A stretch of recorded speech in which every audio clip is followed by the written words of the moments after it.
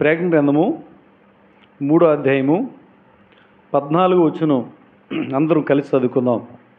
ప్రకటన గ్రంథము 3వ అధ్యాయము 14 వచనం అందరం కలిసి చదువుకుందాం. ప్రారంభించుకుందాము. లవొదికయలో ఉన్న సంఘపు దూతకు ఇలాగు రాయము. ఆమెనని వాడును నమ్మకమైన సత్యసాక్షియు దేవుని సృష్టికి ఆదిహీనైన వాడు చెప్పు సంగతులు ఏవనగా. మనం గత వారాల్లో ఎఫెసు సంఘం మొదలుకొని ఫిలదెల్ఫియా సంఘం వరకు అంటే 6 సంఘాల గురించి మనం చెప్పుకున్నాం. ఇప్పుడు 7వ సంఘమైనటువంటి లవొదికయ సంఘాన్ని గురించి మనం ధ్యానం చేసుకున్నాం. పత్మస్ ద్వీపములో పరవాసుకున్నటువంటి యోహాన్ను దేవుడు దర్శించి 7 సంఘాలకు ఈ యొక్క హెచ్చరికలు రాసి పంపించమని చెప్పాడు. యోహాను ఆ రీతిగానే 7 పట్టణాల్లో ఉన్నటువంటి ఆ యొక్క సంఘాలకు దేవుని యొక్క హెచ్చరికలు పంపించాడు. ఆనాడు ఉన్నటువంటి 7 సంఘాలకు మాత్రమే కాదు, కానీ ఈనాడు క్రైస్తవ సంఘాలుగా పిలువబడుతున్న ప్రతి ఒక్కరికి కూడా ఈ విషయాలు మరి మనకు ఎంత అవసరం. హెచ్చరికలు మనకు అవసరం కాబట్టి పరిశుద్ధ గ్రంథంలో వాటిని ఏం చేశారు, రాశారు. కాబట్టి మనం అనుకోవాలి, లవొదికయ సంఘం అని చెప్తున్నాను అనుకోండి, నేనే అనుకోవాలి. ఏమనుకోవాలి? మన సంఘానికే చెప్తున్నాడు అనుకోవాలి. ఎఫెసు సంఘాన్ని గురించి చెప్పినప్పుడు మనకే చెప్తున్నాడు అనుకోవాలి. తర్వాత ఏం చెప్పాం? స్మరణ సంఘాన్ని గురించి చెప్పాం. అప్పుడు ఏమనుకుంటా తెలుసా, మాకే చెప్తున్నాడు అనుకుంటుంది. స్మరణ సంఘం ఒకటి, ఫిలదెల్ఫియా సంఘం ఒకటి మంచి క్రియలు చేసినటువంటి సంఘాలు. కాబట్టి వాటిని పోల్చుకుంటారు మా సంఘాలు ఎలాగున్నాయని.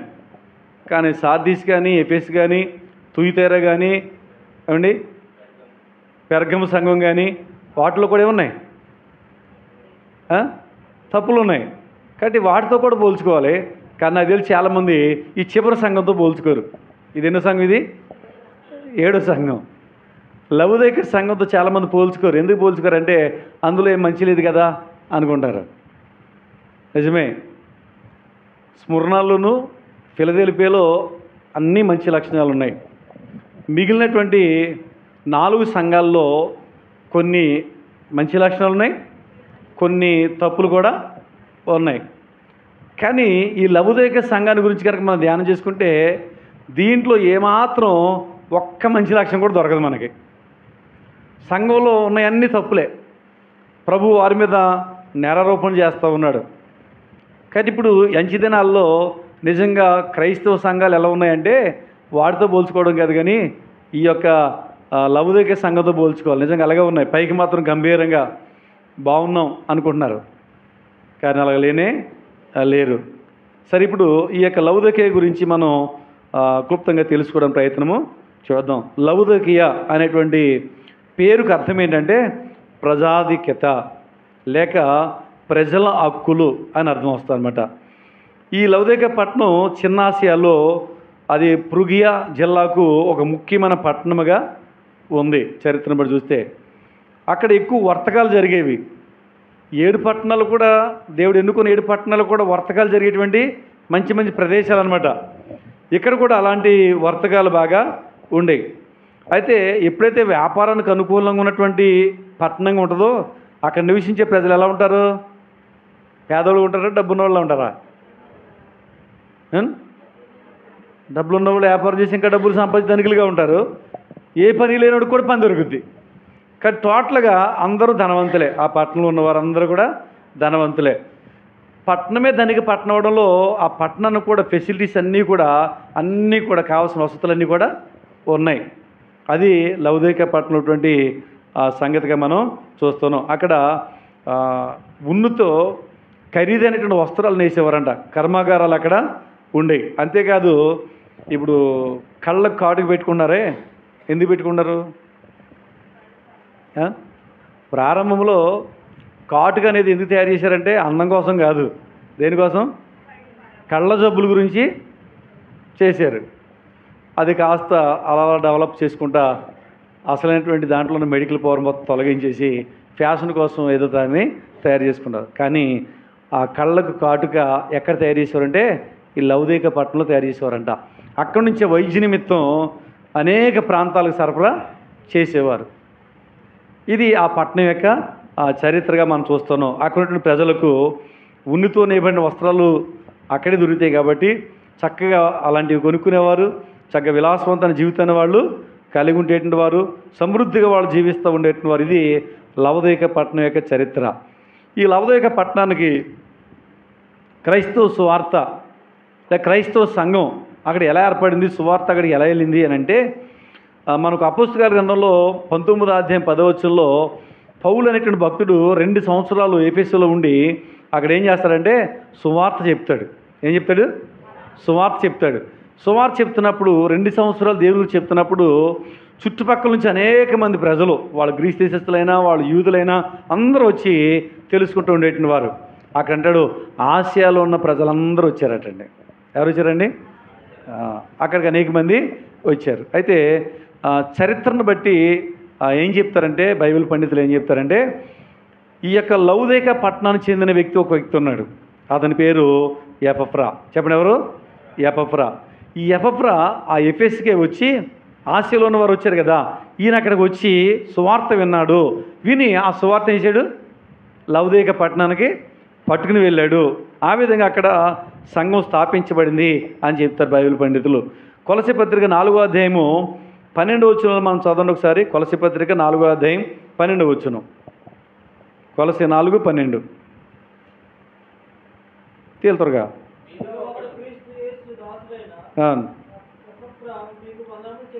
ఎపఫ్రా మీకు వందనాలు చెప్తున్నాడు.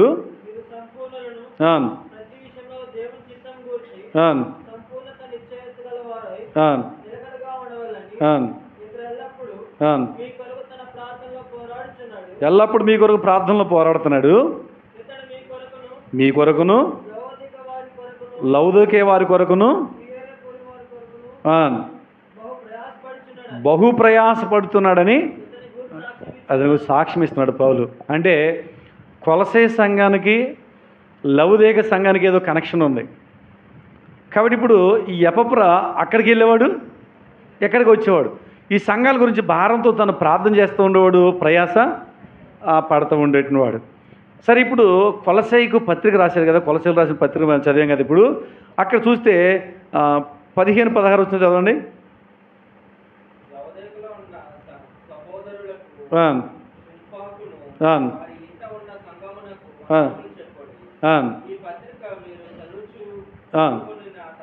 ఈ పత్రిక మీరు చదువుకున్న తర్వాత అంటే చూడండి, ఇప్పుడు ఏమన్నాడంటే కొలసీలు రాసిన పత్రిక పంపించాడు కదా, ఇది వీళ్ళు చదువుకుంటున్నారు. చదువుకున్నప్పుడు దాంట్లో లవదీకలో ఉన్న వారి గురించి కూడా మాట్లాడితే ఏమన్నాడంటే, మీరు చదువుకున్న తర్వాత ఈ పత్రిక ఏం చేస్తారంటే లవదీక సంఘానికి పంపించండి, వాళ్ళు కూడా ఈ పత్రిక చదువుకుంటారు.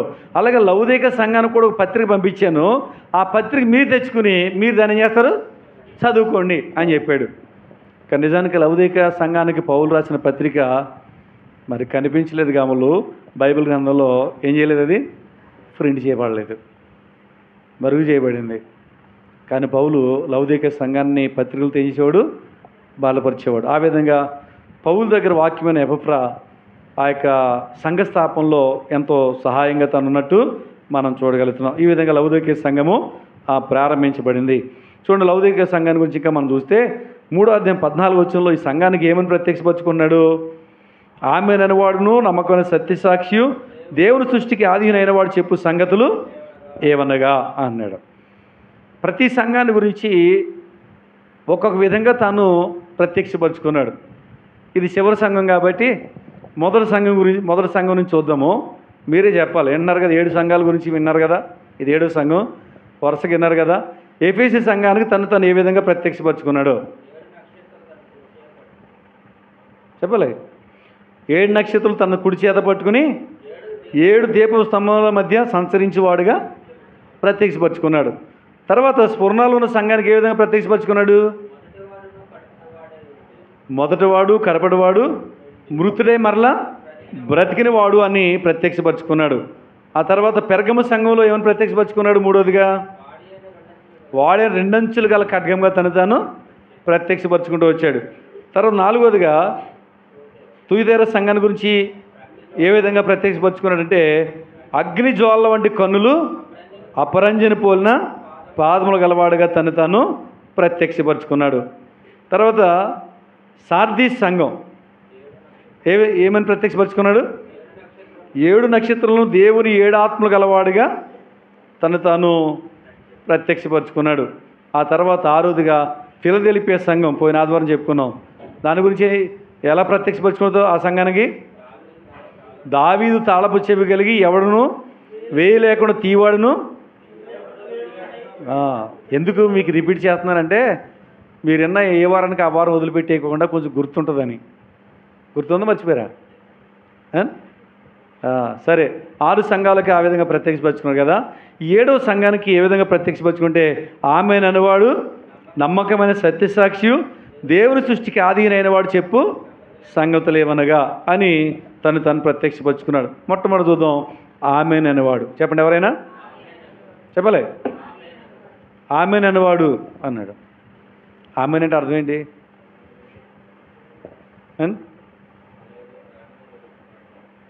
ఆమెనంటే ఆ విధంగానే జరుగునుగాక అని అర్థం. లేక ప్రభు ఈ యొక్క వాక్యాన్ని బట్టి మనం చూస్తే ఆయన చెప్పిన ప్రతి మాట జరుగునుగాక అని మనం చూస్తూ ఉన్నాం. అందుకే మనం ప్రార్థన చేసినప్పుడు ఏం చేస్తాం? చివరిలో ముగించేటప్పుడు చెప్పండి ఆమెను అంటాం. అంటే అర్థం ఏంటి? అలాగే జరుగునుగాక అని అర్థం. కాబట్టి ఇప్పుడు ఆమెను అనువాడును ఎవరంటే ఆయన నమ్మకమైన సత్యసాక్షి అన్నాడు. అంటే చూడండి, రెండోది మనం చూస్తే నమ్మకమైన సత్యసాక్షి. ఇంతకీ నమ్మకమైన వాడు ఎవరు బైబిల్ గ్రంథంలో? ఎవరండి? యేసు ప్రభువుని చూస్తూ ఉన్నాం. సంఖ్యాకాండంలో 12-17 చూస్తే ఉంటే మోషే నా ఇల్లంతటిలో నమ్మకమైన వాడు అని రాయబడి ఉంటుంది. మోషే భక్తుడు దేవుని ఇల్లంతటిలో నమ్మకమైన వాడుగా మనం బైబిల్ గ్రంథం చూస్తూ ఉంటాం. కానీ యేసు ప్రభు గురించి చూసేటప్పుడు యేసు ప్రభు మోషే కంటే కూడా గొప్పవాడు. చెప్పండి, ఎవరైనా మోషే కంటే కూడా గొప్పవాడు. అందుకే నమ్మకమైన. ఇంతకీ మోషే నమ్మకమైన వాడు ఎందుకు అయ్యాడు? చెప్పలే. ఎందుకు నమ్మకమైనాడు అంటే ఏ పని అయితే మోషేకు దేవుడు అప్పగించాడో అప్పగించిన పని చేశాడు, తను నమ్మకం చేశాడు లేదా? చేశాడు. అదే నమ్మకత్వం. ఇప్పుడు యేసు ప్రభు ఎందుకు నమ్మకమైన వాడంటే తండ్రి ఏ పని మీద అయితే భూమి మీద పంపించాడో ఆ పనిని నెరవేర్చట్లో నమ్మకమైన వాడైనా. ఏ పని మీద వచ్చాడు యేసు ప్రభు? ప్రజలందరూ ఎలాగున్నారో ఒకసారి విజిట్ చేసి వెళ్దామని వచ్చాడా? అంటే ఏ పని మీద వచ్చాడు ఆయన? పాపంలో ఉన్నాం, పాపంలో సరిపోతే నరకానికి వెళ్ళిపోతాం.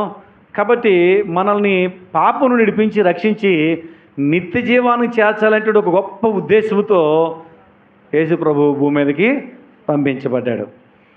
దేని నిమిత్తమైతే ఆయన వచ్చాడో ఆ విధంగానే శిలువలో తను ఏం చేశాడు చెప్పండి? తన ప్రాణమును బలిగా అర్పించాడు. అందుకని నేను శిలువ మీద ఎక్కను, నేను ప్రాణం పెట్టను, నా వల్ల కాదు అన్నాడా? అందులో చివరి రక్తబొట్టు వరకు ఆయన ఏం చేశాడు చెప్పండి? మన కొరకు కార్చాడు. కాబట్టి ఇది నమ్మకత్వం. కాబట్టి యేసుప్రభు ఆ విధంగా మన కోసం శిలువ మరణం పొంది తన ప్రాణం పెట్టడానికి భూమి మీదకైనా వచ్చాడు. ఏ పని నిమిత్తం మీద వచ్చాడో ఆ పని నెరవేర్చట్లు ఆయన ఎవరు చెప్పండి? నమ్మకమైన వాడు. ఒకటి, రక్షణ కార్యం ఆ విధంగా సంపూర్తి చేశాడు. రెండవది, ఎందు గురించి ప్రభు వచ్చాడంటే తండ్రి అయిన దేవుని గురించి సాక్ష్యం ఇవ్వడానికి వచ్చాడు భూమి మీదకైనా. ఎవరి గురించి వచ్చాడు చెప్పండి? ఎవరికి ఆయన్ని చూడలేదు తండ్రిని, కాబట్టి ఆయన గురించి సాక్ష్యం ఇవ్వడానికి యేసు ప్రభు భూమి మీదకి వచ్చాడు. అది రెండవది. ఇంకా మనం చూస్తూ ఉంటే తండ్రిని లోకానికి బయలుపరచడానికి వచ్చాడు ఆయన. సాక్ష్యం ఇవ్వడానికి, బయలుపరచడానికి వచ్చాడు. ఆయన వచ్చాకే తండ్రి గురించి సంగతులు మనకు తెలిసినాయి. ఆ విధంగా ఏ పని నిమిత్తం పంపించబడ్డాడో అవి నెరవేర్చట్లు అయినా నమ్మకమైన వాడు. రెండోది సత్యసాక్షి అంట. ఎవరు చెప్పండి? అయినా సత్యసాక్షి. ఎవరిని పెట్టుకున్నారు పేర్లు సత్యసాక్షి అని? మనుషులు ఎవరు పెట్టుకున్నారా అండి? సత్యసాక్షి అనేటువంటి ఈ పేరు యేసుప్రభుకు మాత్రం ఉండడం గల కారణం ఏంటంటే యేసుప్రభుని గురించి రాయబడిన మాటలు చూస్తూ ఉంటే యోహాను సువార్త 14:6 నేనే మార్గమును సత్యమును జీవనే అన్నాను. యేసు ప్రభువులో ఏముంది చెప్పండి? సత్యం ఉంది. ఏముంది చెప్పండి? సత్యం ఉంది. లోకంలో అసత్యం ఉంది, ప్రభువులో సత్యం ఉంది. ఆ సత్యం మనల్ని ఏం చేస్తుంది అంటే పాపం నుంచి విడిపించి, యోహాను సువార్తలో అంటాడు 8:32 ఆ సత్యం మనలను స్వతంత్రులుగా చేయను అన్నాడు. ఇక్కడ యేసు ప్రభు నమ్మకమైన సత్యసాక్షి, ఆమెనైనవాడు నమ్మకమైన సత్యసాక్షి. ఇంకా మూడోదిగా ప్రభు ఏ విధంగా ప్రత్యక్షపరుచుకుంటే మనం చూస్తూ ఉంటే, ఇంకా దేవుని సృష్టికి ఆది అయినవాడు. ఎవరు చెప్పండి? ఆయన ఆది అయినవాడు. నిజానికి యేసు ప్రభు ఎప్పుడు భూమి మీదకి వచ్చాడో మనుషులు అప్పటి నుంచి లెక్క పెట్టుకుంటున్నారు. చాలామంది ఏమంటారంటే, మా మతం ఇన్ని వేల సంవత్సరాల క్రితం పుట్టింది, మా మతం ఇన్ని వేల సంవత్సరాల క్రితం పుట్టింది, యేసు ప్రభు భూమి మీదకి వచ్చింది 2000 సంవత్సరాల క్రితం కాబట్టి ఇది 2000కే అని పరిమితం చేస్తున్నారు. అంటే యేసు ప్రభు యొక్క వయసు ఎంత కడుతున్నారు? 2000 అని పరిమితం చేస్తూ ఉన్నారు. నిజానికి యేసు ప్రభు అప్పుడే పుట్టాడా? కొలసీ పత్రిక 1:18 చదవండి. కొలసీ పత్రిక 1:18.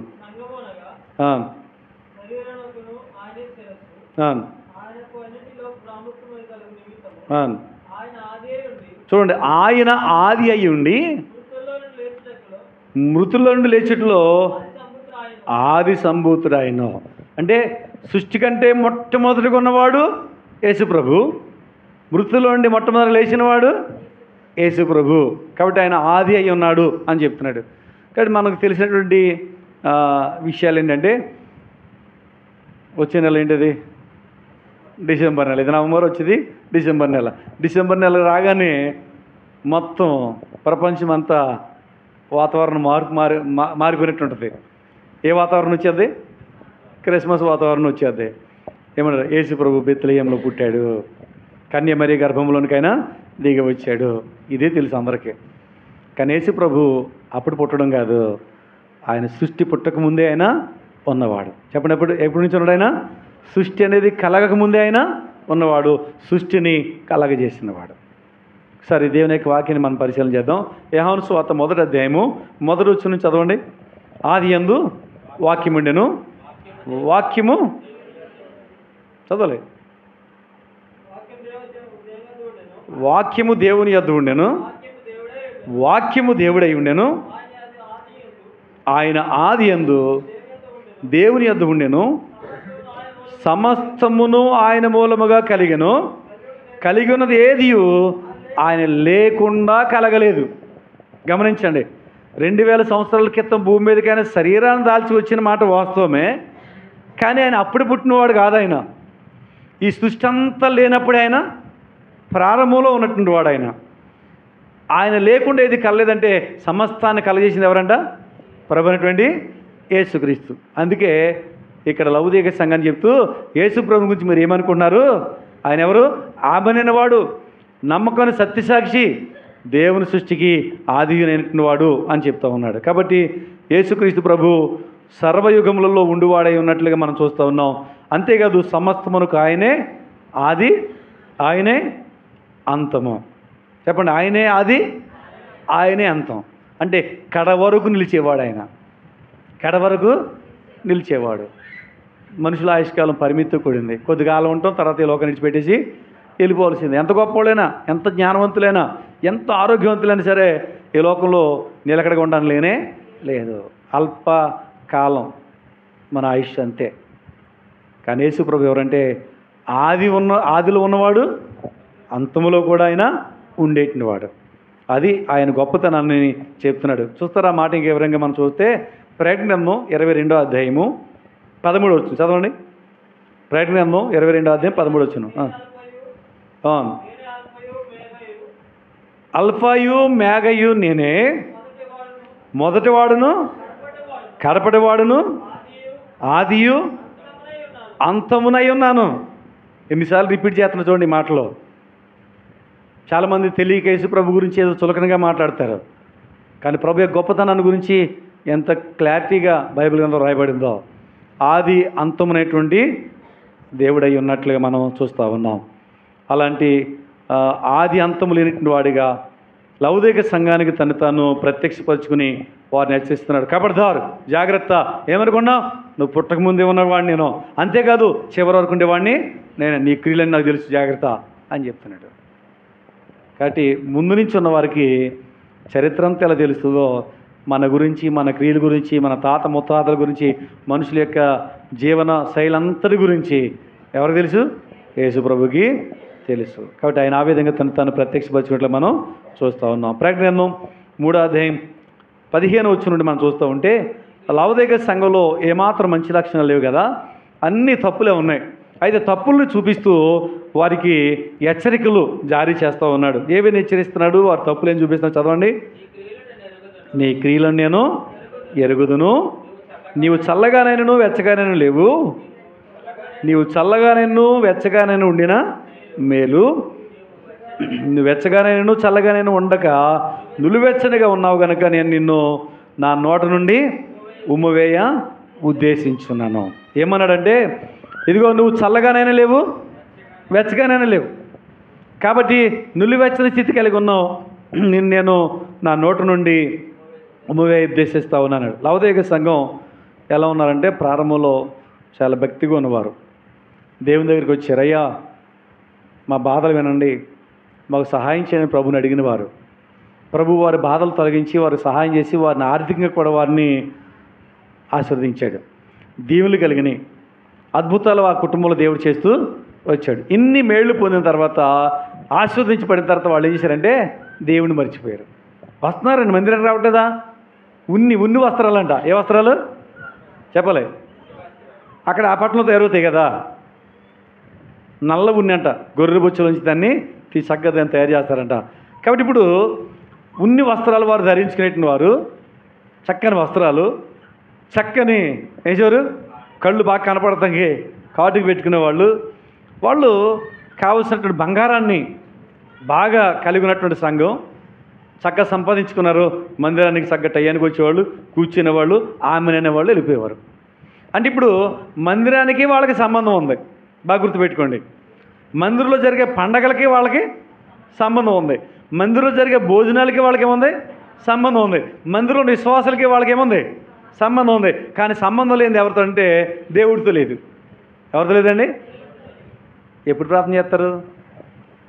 కష్టాల్లో ప్రార్థన చేస్తారా? బాగా కడుపు నిండిపోతే ప్రార్థన చేస్తారు? చెప్పండి.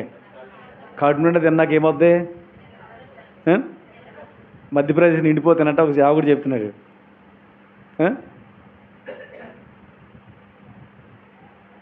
తల ఏమవుద్ది? మధ్యప్రదేశ్ ఏంటి? పొట్ట. మనిషికి మధ్యలో ఉండేది పొట్ట. ఇది నిండిపోతే తలకే ముందుకి వెనకే వెళ్తుంది. జాగ్రత్త, నీ పర్వతం ఉత్తరం పక్కన పడిపోద్దేమో అంటూ ఉంటారు. తల అటు పడిపోద్దో తెలియదు, ఇటు పడిపోద్దో తెలియదు.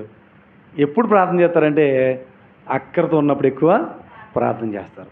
కానీ వీళ్ళకి అక్కర్లు లేవు, అన్నీ దేవుడు తీర్చాడు. ఇక వీళ్ళు ఏం చేస్తారు తెలుసా? ఇక దేవా అన్నీ తీర్చాక మళ్ళీ నీతో మాకు పెద్ద పనే ఉంది అన్నట్టుగా ఉన్నారు.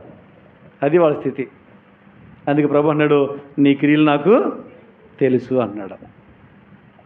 అన్నీ నాకు ఉన్నాయి, దేవుడు ఇచ్చేసాడు. ఇంకా ఏంటి నేను దేవుడి దగ్గర ప్రార్థన చేసుకునేది? ఒక విధం చెప్పండి, ఒక గర్వంతో వాళ్ళు బతుకుతున్నారు. ఏమంటారని చెప్పండి? గర్వంతో వాళ్ళు బ్రతుకుతున్నారు. దేవుడు అనంత జ్ఞాని. ఎవరు చెప్పండి? ఆయన అనంత జ్ఞాని.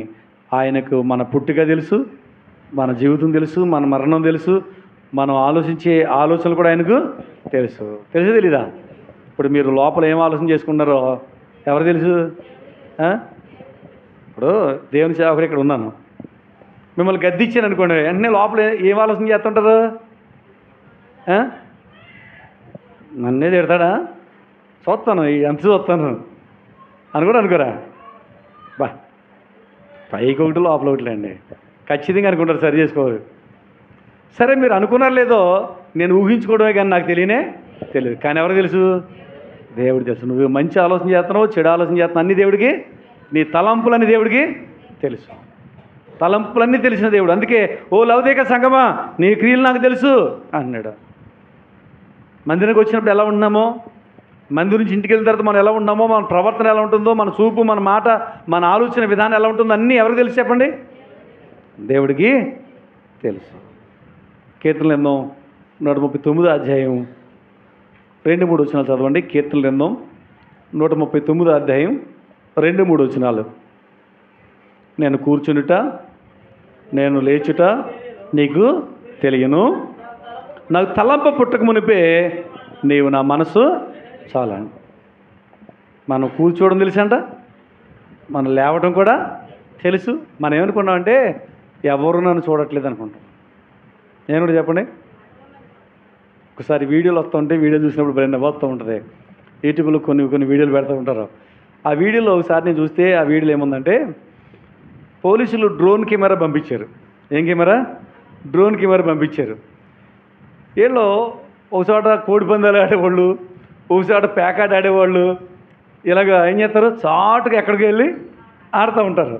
ఈ డ్రోన్ కెమెరా పంపించేదానికి అది వాళ్ళ మీదకి వెళ్ళి వాళ్ళ వీడియోని ఎక్కడ పోలీసులు పంపిస్తుంటే అది చూసి ఇలా పరిగెడుతున్నారు. ఈ పేకాట ఆడేవాళ్ళు ఏం చేస్తారు, ఒర్రే మమ్మల్ని ఈ వీడియోలోంచి తీసేసి మనల్ని వాళ్ళు చూసేస్తున్నారా, పట్టేసుకుంటారని చెప్పి వీళ్ళు పరిగెడతా ఉంటే ఆ వీడియోలు తీసి ఆ యూట్యూబ్లో పెడతా ఉంటే భలే నవ్వొస్తుంది. ఒక డ్రోన్ కెమెరాలో నన్ను చూస్తున్నారు అంటేనే నేను చేసేటువంటి పని కరెక్ట్ అయింది కాదు, నన్ను అరెస్ట్ చేస్తారేమో అనేటువంటి భయము ఉంది కదా.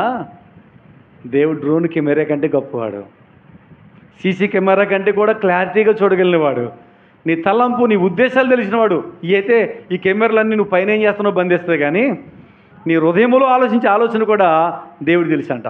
నువ్వు కూర్చోవడం తెలుసు, ఎక్కడ కూర్చున్నావు? ఇప్పుడు చెప్పిన వాళ్ళు ఎక్కడ కూర్చున్నారు? వాళ్ళు అండి పేకాట్లో కూర్చున్నారు. ఎక్కడ లేచారు? కెమెరా రాగానే పేకాట్లో లేచి పరిగెడుతున్నారు. నీ జీవితంలో అన్నీ తెలిసినవాడు, నీ గురించి దేవునికి తెలుసు. ఆదివారం వచ్చి మనం ఏమనుకుంటామంటే నేను చాలా గొప్ప భక్తుడిని అందరూ అనుకోవాలి అనుకుంటాం. దేవుడు అనుకోవాలి మనం చూసి. ఎవరు అనుకోవాలి చెప్పండి?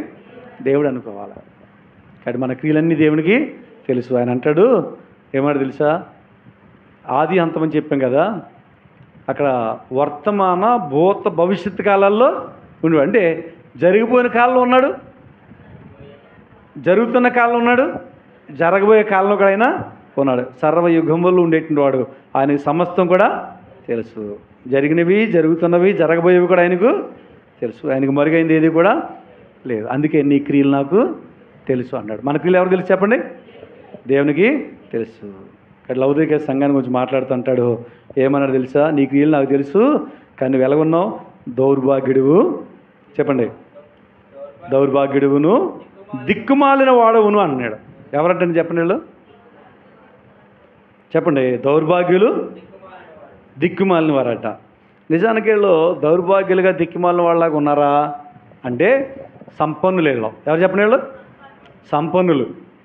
ఒక విధంగా చెప్పాలంటే మందిరంలో ఉన్నటువంటి వీళ్ళు పలుకుబడగలిగినటువంటి వ్యక్తులతో సంబంధాలు ఉన్నాయి వీళ్ళకి. గొప్ప గొప్ప రాజకీయ నాయకులతో సంబంధాలు ఉన్నాయి వీళ్ళకి. పేరు ప్రఖ్యాతలు కలిగిన వారు ఉన్నారు. సంఘానికి వచ్చేవాళ్ళు ఏదన్నా అబ్బాయి మాకు పలానా కావాలి రికమెండ్ చేసి ఆ పని అయ్యేలాగా చేయగలిగే సామర్థ్యం, గొప్పతనం కలిగిన వ్యక్తులు ఉన్నారు. చూసిన వాళ్ళు ఏమనుకుంటారంటే ఈ సంఘం ఎంత గొప్పదే, ఇందులో అన్ని రకాల వర్గాలు ఉన్నారు, వీళ్ళతో మనకు పరిచయం అయితే వీళ్ళ ద్వారా మనకి ఏం కలుగుద్ది, మేలు కలుగుద్ది అన్నట్టుగా ఆ సంఘంలో ఉన్న వాళ్ళందరూ గొప్పవాళ్ళే. ఆ సంఘానికి కూడా ఉన్న సంబంధాలు కూడా గొప్ప గొప్ప వ్యక్తులతో సంబంధాలు ఉన్నాయి. కాబట్టి వాళ్ళు ఏమనుకుంటారు తెలుసా, గొప్ప గొప్ప వ్యక్తులతో మా సంబంధాలు ఉన్నాయి, డబ్బుకు లోటు లేదు, బంగారం లోటు లేదు, ఏ కార్యక్రమాన్ని ఏం చేయాలని మేము చేయగలుగుతున్నాం, కాబట్టి మేము అన్నీ ఉన్నవారము అన్నాడు. దేవుడు అన్నాడు దిక్కుమాలుడు నువ్వు అన్నాడు. ఏమిటి చెప్పండి? ఏదేంటి దిక్కుమాలని ఎవరంటారు? ఎవరు లేని వాళ్ళు దిక్కుమాలు అని అంటారు, అవును కదా. మరి వీళ్ళకి అన్నీ కలిగి ఉన్నారుగా, ఎందుకు దిక్కుమాల వాళ్ళు అయ్యారు అంటే లోకంలో అందరితో సంబంధం కలిగి ఉన్నారు, కానీ ఎవరితో సంబంధం లేదు వీళ్ళకి? దేవుడితో సంబంధం లేదు. దేవుడిని కలిగి ఉండకపోతే నిజంగా దిక్కుమాలినోళ్ళే. ఎందుకంటే నరకంలో పడిపోయి దిక్కుమాలినోళ్ళగా ఎవరి శ్రమ వాళ్ళు భరించవలసిందే. మనమేమనుకుంటే తెలుసా, నాకు ఇంతమంది చుట్టాలు ఉన్నారు, ఇంతమంది రక్త సంబంధులు ఉన్నారు, మా ఇంటి పెట్రోల్ ఇంతమంది. చాలామంది మీరు చూసే లేదో బంధుత్వాన్ని కలుపుకోవడానికి ముందు ఏమంటారు తెలుసా, మీ ఇంటి పేరు ఏంటండి అని అడుగుతారు. ఏం పేరు అడుగుతారు? కలుపుకోవడానికి. ఇంటి పేరుని బట్టి వాళ్ళు మా ఊళ్ళో కాదో అని. కానీ ఒక ఇంటి పేరు 4-5 కులాలకు ఉంటుంది. ఇప్పుడు చెప్పు మరి మనోళ్ళు కాదు ఎలా తెలుసు నీకు?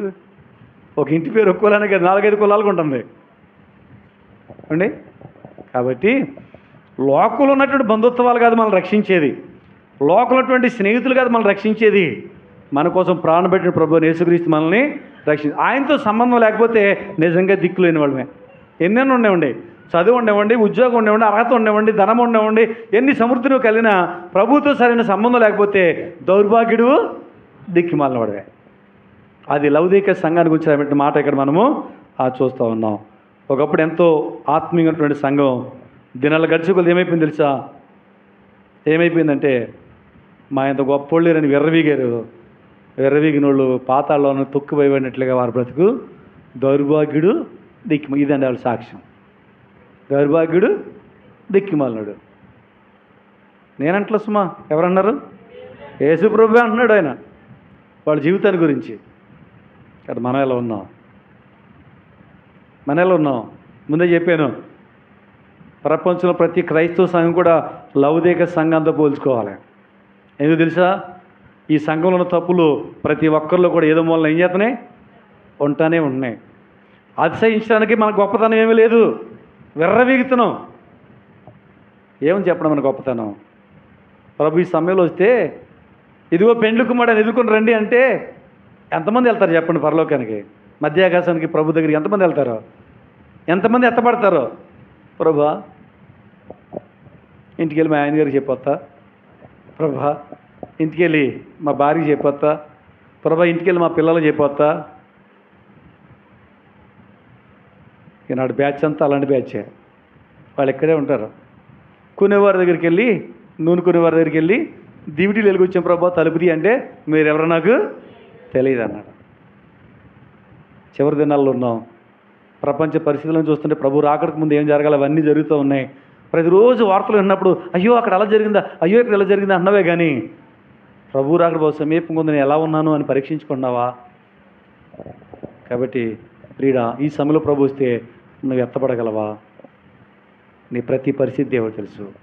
మాట మారిందా? స్వభావం మారిందా? చూపు మారిందా? క్రియలు మారినవా? బ్రతుకు మారిందా? ఏమీ మారకుండా అతిశయించడానికి ఏమీ లేకుండా ఎందుకు విరవేగటం? ప్రభు పాదాల దగ్గర పడి ఆడవాలి. మనకున్నటువంటి గొప్ప రోగం ఏంటంటే ఎదరోడు ఉన్న తప్పులన్నీ మనకు తెలుస్తాయి. ఏం తెలుస్తాయి? ఎదరోడు దగ్గర ఉన్న తప్పులన్నీ మనకు తేలిస్తాయి. ఓకే, అలా వాళ్ళు తప్పే ఉండొచ్చు. బైబిల్ ఉంది కదా, నీ కంట్లో ఏం పెట్టుకున్నావుంట? దూలం పెట్టుకుని ఎదరోడి కంట్లో ఏం చూస్తున్నావు? నలిసిని చూస్తున్నావు. సరే, దీన్ని రివర్స్ చేసుకుందాం. ఎదరోడు దాంట్లో ఒకేళ ఎదరోడి కంట్లో దూలమే ఉందనుకుందాం. కనీసం నలుసన్న ఉంది కదా మన కంట్లో, అవునా? దాన్ని తీసుకుంటే తేటగా చూస్తాం కదా. ఇది మానేసి ఎదరోడిని ఎంతసేపు బాగు చేద్దామని చూస్తుంటాం. నువ్వు పలానా తప్పులు ఉన్నావు, నీ ప్రార్థన జీవితం ఎంత, నీ క్రియలు ఎలాగ ఉన్నాయి అంటావు, కానీ నేను ఎలాగ ఉన్నాను అనుకుంటామా? ప్రభు బల దగ్గరికి వెళ్ళకముందు మనం పరీక్షించుకుందాం. మన బ్రతికెళ్ళకుందో మనల్ని సరిదిద్దుకునే వారుగా మనం ఉందాం. మన క్రియలన్నీ ఆయనకు తెలుసు. పైకి బాగానే కనిపించవచ్చు. ఒక్కోసారి ఫ్రూట్స్ కొంటూ ఉంటాం. సీతాఫలం కానీ ఇంకా జాంకాయ కానీ అవి కోసినప్పుడు ఒక్కోసారి లోపల ఏమిటంటే వాడు తీసిన పురుగులు ఉంటాడు. పైకి చూడడానికి ఎంతో తాజాగా కనపడుతూ ఉంటుంది. ఒక్కోసారి కోస్తే లోపల పురుగులు ఉంటాయి. మన బ్రతకలా ఉందేమో. పైకి ఎలా ఉన్నాం? విధేయతకెళ్ళిన వారుగా క్రైస్తవ భక్తి నటిస్తున్నామేమో. ప్రభువు కనుక మన జీవితాన్ని తెరిచి చూస్తే మన క్రియలు అసహ్యమైనవి ఉన్నవేమో. జాగ్రత్త, నీ క్రియలు నాకు తెలుసు అన్నాడు. నీ క్రియలు మంచివైనా తెలుసు, చెడ్డమైనా తెలుసు. అర్థమవుతుందండి? ఒకవేళ నువ్వు మంచిగా ఉండి ఎంతసేపు నా లోపల దేవుడికి తెలుసు అంటే నీ మంచి క్రియలు కూడా దేవుడికి తెలుసు. నువ్వు ప్రార్థన చేస్తున్నావో తెలుసు. నువ్వు బాధలో ఉన్నావో నీ బాధలు కూడా దేవుడికి తెలుసు. నువ్వు సమస్యలో నీ సమస్యలు కూడా దేవునికి తెలిసి తెలీదా? అనుమానంగా చూస్తున్నారు ఎందుకు? నిర్గమకాండం 3వ అధ్యాయం 7వ చదవండి ఒకసారి. నిర్గమకాండం 3వ అధ్యాయం 7వ వచనం.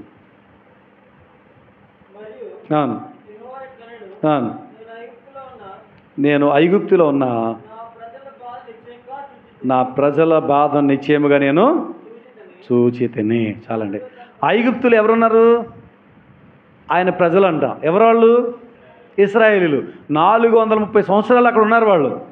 వాళ్ళు పడే బాధలతో వారు ఏం చేశారంటే వారు దేవునికి ప్రార్థన చేయడం ప్రారంభించారు. అప్పుడు ప్రభు అంటాడు, నా ప్రజల బాధ నేను నిశ్చయముగా చూశాను. చూసిన దేవుడు ఏం చేశాడు? మోషేని పంపించాడు, వారిని నడిపించాడు, వాగ్దాన దేశానికి వారిని పంపించాడు. ఇది ప్రభులో ఉన్న గొప్పతనం. నీ బాధలు చూస్తూ ఉన్నాడు, నీ సమస్యలు చూస్తూ ఉన్నాడు, నీ పరిస్థితులు చూస్తూ ఉన్నాడు. నీకు తప్పకుండా సహాయమైనా చేసేవాడు. నీ క్రియలు నేను ఎరుగుదును, అవి మంచివైనా తెలుసు నాకు, చెడ్డవైనా నాకు తెలుసు. ఒకవేళ నీ పరిస్థితులు ఎలా ఉన్నాయో అవి కూడా చూస్తూ ఉన్నాను, నేను నీకు సహాయము చేస్తాను అన్నాడు. ఇది నీ క్రియలు నేను ఎరుగుదును అన్నాడు. రెండోదిగా ఏమన్నాడంటే అక్కడ, నువ్వు చల్లగానైనా లేవు, వెచ్చగానైనా లేవు అన్నాడు. వెళ్ళలేరంటండి, చెప్పలే, వెచ్చగా లేరు అంటే ఎలా ఉన్నారు? నులువెచ్చగా ఉన్నారంటండి. ఈ ప్రకటన గ్రంథంలో 7 సంఘాల్లో మిగిలినటువంటి సంఘాలతో పోల్చుకుంటే ఈ సంఘాల్లో ఉన్న తప్పులు ఏ సంఘంలో కూడా లేవు. ఒక విధంగా చెప్పండి, అన్ని తప్పులే ఈ సంఘంలో. ఒకటి ఒప్పు లేదు, ఒకటి దేవుని ద్వారా మెప్పు లేదు, అభినందన లేదు, ఇవి నీ మంచి క్రియలని చెప్పడానికి ఏమీ లేవు. అన్నీ మనుషులే వారిలో ఉన్నట్టు మనం చూస్తున్నాం. ప్రారంభంలో ఎంతో ఆత్మీయంగా ఉన్నారు, వృద్ధి చెందారు, చివరిలో వాళ్ళు దిగజారిపోయిన వారుగా వారు ఉన్నారు. ఒక విధంగా చెప్పాలంటే నులివెచ్చగా ఉన్నారంటే అర్థం నామకార్థంగా ఉన్నారు. ఎలా ఉన్నారు చెప్పండి? ఇటు లోకంలోనేమో అన్యుడిగా లేడు, ఇటు దేవుళ్ళేమో భక్తి గలవాడుగా లేడు, మధ్యస్థంలో ఉన్నారు. ఈ మధ్యస్థంలో ఉన్న వాళ్ళు ఏం చేస్తారంటే అది బాగునెవరో ఇది బాగునెవరో, లోకంలో జరిగాయని వీడికే కావాలి, అలాగని పోనీ ఆడితో సరిపెట్టుకుంటే దేవుళ్ళు ఉన్నాయని కూడా నేనే తగుదినంత తయారైపోతాడు. క్రిస్మస్ నాదే, జనవరి ఫస్ట్ నాదే, ఈస్టర్ పండుగ నాదే అంటాడు, లోకంలో ఉన్నవన్నీ నాయే అంటాడు. పెళ్ళొస్తే పరిశుద్ధ వివాహం అని పేరు రాస్తారు పైన అండి. అన్నీ దేవునికి ఇష్టం లేని పనులే చేస్తుంటారు పెళ్ళిలో. పేరేంటి? పరిశుద్ధ వివాహం. పరిశుద్ధంగా ఉందా? పరిశుద్ధులైన దేవుడు చెప్పినట్లుగా జరిగితే ఆ పేరుకు అర్థం ఉంది. కానీ మార్చేసి ఇష్టానుసారంగా జరిపేసి చేస్తుంటాం. పెళ్ళిలో కనపడతాయండి కొన్ని బుద్ధులు. ఏమంటారు తెలుసా? వాళ్ళండి చుట్టాలండి వచ్చి వాళ్ళు గీసారండి, చుట్టాలండి వాళ్ళు వచ్చి వాళ్ళు కట్టారండి, చుట్టాలండి వాళ్ళు వచ్చండి ఏం చేశారు, పసుపు నీళ్ళు వేసారండి. సిగ్గులేదు చెప్తాకి. క్రైస్తవుడువా? దేవుని నమ్ముకుని దేవుడి మీద ఆధారపడ్డావా? ఇదే నామకార్థమైన జీవితం. లోకం కావాలి, దేవుడు కావాలి. ఇది లౌకిక సంఘ స్థితి, నామకార్థ స్థితి. అందుకేమో తెలుసా, వాళ్ళని కిందకు వచ్చేసరికి ఏమో తెలుసా, నోట నుండి ఉమ్మివేయ ఉద్దేశిస్తా ఉన్నాను. జాగ్రత్త, ఇంకా దేవుడు ఊసేయలే. ఏమన్నాడు? ఉద్దేశం మాత్రం కలిగి ఉన్నాడు. నువ్వు ఇలాగే ఉంటే నీ బ్రతుకు మార్చుకపోతే ఉమ్ము వేస్తానన్నాడు. ఉమ్ము లోపల ఉన్నప్పుడు లాలాజలంగా పిలవబడుతుంది, లోపల ఉన్నప్పుడు కలిసిపోయి ఉంటా ఉంది, ఊసేసిన తర్వాత అది ఉమ్మే. నాదే కదా అని చెప్పి తీసుకెళ్తే నాగుతాడా? సెపరేట్ అండి. మీరే చిచ్చి అన్నారు కదా. దేవుడు మనల్ని అసహించుకుని ఉమ్మేసినట్లుగా చేస్తే, ప్రభువా తలుపు తీయనైనా నేను వచ్చాను, నీ భక్తుడిని ప్రభువా, 40 దినాలు ఉపవాసాలను ప్రార్థన చేసే ప్రభు అసలు దౌర్భాగ్యుడు అంటాడు ఆయన. ఉమ్మేసినట్లుగా ఉంది బ్రతుకు. ఎవడు చేయమని నేను ఉపవాస ప్రార్థనలో, ఎవడు చేయమని తలస్నానం చేసి మందిరం రమ్మన్నా, వచ్చేస్తే పరలోకి ఇచ్చేస్తానన్నా. ప్రభు ఇవన్నీ చేశాను ప్రభు, పై నటనంతా చేస్తున్నారు, కానీ బ్రతుకు మాత్రం అట్లా. ఇక్కడ మన జీవితం ఎలా ఉందో మనం పరీక్షించుకోవాల్సిన వారంగా ఉంటాం. ఇంకేమన్నాడు? దౌర్భాగ్యుడు, దిక్కిమాలిన వాడు. కాబట్టి సంఘం ఎలా ఉందంటే ఇందా చెప్పానే, సర్వ హంగులు కలిగి ఉంది. కొన్నిసార్లు మనం చూస్తాం, క్రిస్మస్ పండుగ వచ్చేటప్పటికి ఏం చేస్తారు చెప్పండి? మందిరాలని రంగులతో, అంటే మనాన్ని కాదు లోకల్ జరిగే చెప్తున్నాను, ఏం చేస్తారు? పండుగ వచ్చిందంటే ఏం చేస్తారు చెప్పండి? శుభ్రంగా డెకరేషన్ చేస్తుంటారు, సుందర హంగులతో చేస్తూ ఉంటారు. చేసి అంటారు బాగానే ఉందంతా, ఏముంది బాగానే ఉంది.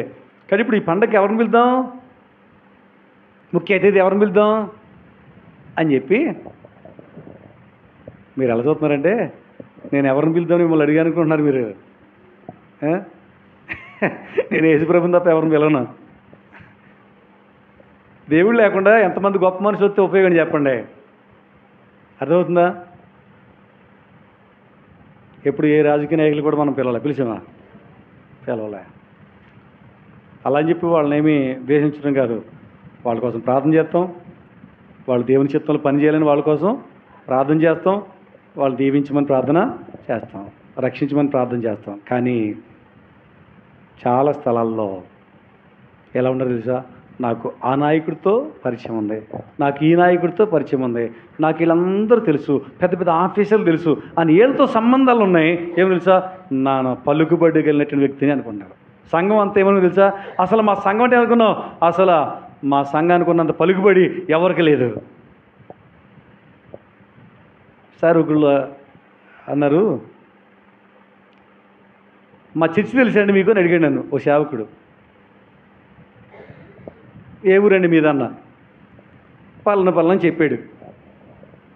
చెప్పిన తర్వాత తెలుసా అన్నాడు. తెలియదన్నా. తెలియదా? ఆశ్చర్యపోతున్నాడు. అదేంటంటే అసలు మా చర్చి రాష్ట్రం అంతా తెలుసండి, అంత పెద్దదండి, ఇది అంత పెద్దండి, 200 సంవత్సరాల చరిత్ర కలిగిందండి మా చర్చ అన్నాడు. వీళ్ళు ఏం చెప్పుకున్నారంటే చరిత్ర ఉంది ఏమండి, డెవలప్ అయింది, వ్యక్తులతో సంబంధాలు ఉన్నాయని చెప్పుకున్నాం. మంచిదే, కానీ వాక్యం చెప్తా ఉంది యేసు ప్రభువుతో నీకు కనెక్షన్ లేకుండా, దేవునితో సంబంధం లేకుండా లోకంలో ఎంతమంది నువ్వు కలిగి ఉన్నా సరే దేవుని దృష్టిలో ఎవరు తెలుసా? దౌర్భాగ్యుడు, దిక్కుమాలవాడు. ఆయన పెట్టింది పేరు, నేను కదనేది. మనకైనా అది వర్తిస్తుంది. మనం కూడా దేవుని దూరం పెట్టి కొంచెం అన్నీ చేసుకుని వాళ్ళని పిలిచేసి ఏక మా యంత్రంలో లేరని నిర్వీగవా లవదిక సంఘమే, దిక్కుమాలనుడివే, జాగ్రత్త అన్నాడు. ఇంకా మనం చూస్తూ ఉంటే దరిద్రుడు అన్నాడు. ఏమన్నా చెప్పండి? దరిద్రుడు అన్నాడు. ఏమంటే దేవుడు పిలిచి మందిరానికి వచ్చిన తర్వాత నువ్వు దరిద్రుడు అంటే ఒప్పుకుంటారా? సెపరేట్ అండి. మాట్లాడతారు కొంతమంది, అలాగే చూస్తున్నారు. నేను మిమ్మల్ని అంటలేదు, మీరు కోపంగా చూడకండి. ఎవరన్నారు? దేవుడు అన్నాడు. ఎవరన్నారు చెప్పండి? ఇప్పుడు ఒప్పుకుంటే ఒప్పుకోమా? సెపరేట్ అండి.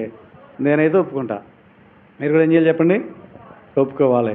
ఎందుకు దరిద్రుడు అంటే ఒక మాటనండి, ఇందాక చెప్పానే లవదీక పట్టణ చరిత్ర చెప్పా. బంగారు వర్తకాలు ఉన్నాయి అక్కడ, వ్యాపారాలు బాగా జరుగుతాయి, ఉన్ని వస్త్రాలు అండి, కర్మాగారాలు ఉన్నాయి, ఇంకా కళ్ళ కాటుకు తయారు చేసేటవి ఉన్నాయి. మొత్తం టోటల్గా పట్టణమే ధనిక పట్టణం. అక్కడ వాళ్ళందరూ ధనవంతులే. కానీ దేవుడు ఏమనంటే నువ్వు దరిద్రుడు అన్నాడు. మందిరకు వచ్చిన తర్వాత వీళ్ళు ప్రార్థన చేసుకుంటే దేవుడు అందరూ ఒక మంచి పొజిషన్లో ఉంచాడు. అందరూ ధనవంతులే, అందరూ ధనవంతులే. ఒక్క మాటలో మనకు అర్థమయ్యే రీతిలో చెప్పాలంటే అందరూ కోటీశ్వర్లే. అలాంటి వ్యక్తులను పట్టుకుని దేవుడు అన్నాడు మీరు దరిద్రులు అన్నాడు. ఎవరు చెప్పండి? ఒప్పుకుంటారు చెప్పండి? ఇప్పుడు చెప్పరేటండి. ఒక కోటి కూడా లేదు కదా మనకి, అంటే వేసుకునే కోట్లు కాదు, డబ్బు ఉందా? లేకపోతే కానీ దరిద్రుడు ఒప్పుకున్నావా? ఒప్పుకోవట్లే. అన్ని ఉన్న వాళ్ళని దేవుడు ఏమన్నాడు? దరిద్రుడు అన్నాడు. అంటే అర్థం ఏంటంటే వాళ్ళు లోక సంబంధంగా పొలాలు ఉన్నాయి, స్థలాలు ఉన్నాయి, ఇళ్ళు ఉన్నాయి, కార్లు ఉన్నాయి, బంగ్లాలు ఉన్నాయి, అన్నీ, ఇంకా బంగారం అన్నీ, వారికి ఈ లోకంలో ఏం కావాలి అన్నీ కలిగి ఉన్నారండి. ఒక్క మాట చెప్పండి, తొలతూగుతున్నారు. లోక సంబంధమైన ఐశ్వర్యాలన్నీ ఉన్నాయి, వస్తున్నారు. వాళ్ళని మీటింగ్ పెట్టాలంటే ఏం చేస్తున్నారు? అసలు ఎంత కావాలంటారా? కానుక వేసుకున్నారు. ఎందుకంటే ధనవంతులు కదా, ఇవన్నీ చేస్తున్నారు, వెళ్ళిపోతున్నారు, వచ్చేస్తున్నారు. లోక సంబంధమైన ఆస్తి వారికి ఉంది, కానీ పర సంబంధమైన ఆశీర్వాదాలు వారికి లేవు. పర సంబంధమైన ఆశీర్వాదాలు వాళ్ళకి, లోక సంబంధమైన ఆస్తి ఉంది, పర సంబంధమైన ఆస్తిని మాత్రం వాళ్ళు పొందలేకపోయారు. ఒక మాట చెప్తాను, ఈ లోకంలో నువ్వు కోటేశ్వరుడు అనుకో, ఈ లోకంలోనే లేదు కాదు, అసలు ఈ దేశంలో ప్రపంచంలోనే నిన్ను నెంబర్ 1 స్థితిలో దేవుడు తీసుకొచ్చాడు అనుకో, అంత ఆస్తిపడు అనుకో, ఎంత ఆస్తి ఉన్నా పరసమైనటువంటి ఆశీర్వాదాలు, రక్షణ, నీతి ఎప్పటికి శాశ్వతం అని చెప్పుకుంటాం కదా. యెషయా గ్రంథం 51:6 చాలాసార్లు చదివాం కదా. నిత్యం ఉండే అవే కదా. నిత్యం ఉండేవి సంపాదించుకుని పరలోకాన్ని నువ్వు చేరకపోతే ఈ లోకంలో ఎన్ని కోట్లున్నా ఏం చేయాలి రోజున చెప్పండి? వదిలేవద్దా? అన్నీ వదిలేవలసిందే. ఏది కూడా పెట్టుకెళ్ళడానికి అవకాశమే ఉందంటారా?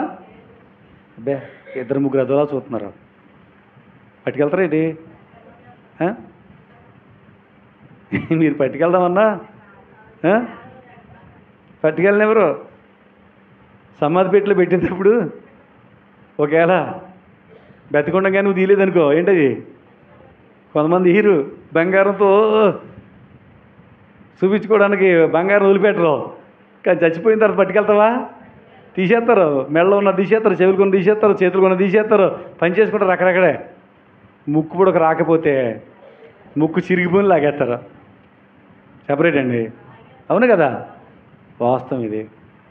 ఏది పట్టుకెళ్ళాం.